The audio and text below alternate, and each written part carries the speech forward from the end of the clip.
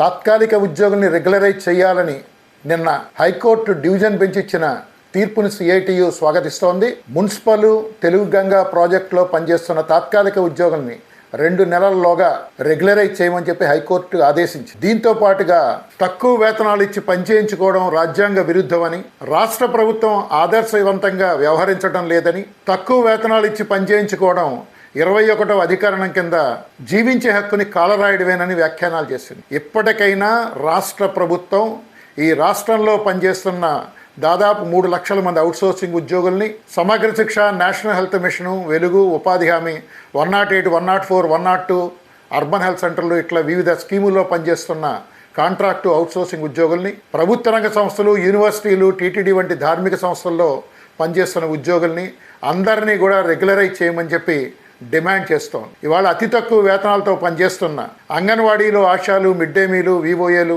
ఆర్పీలు, విఆర్ఏలు ఎవరైతే ఉన్నారో వాళ్ళందరికీ కూడా రెగ్యులర్ ఉద్యోగులతో సమానంగా జీతాలు ఇమ్మని, వీరందరినీ కూడా రెగ్యులరైజ్ చేయమని చెప్పి సిఐటియు డిమాండ్ చేస్తోంది.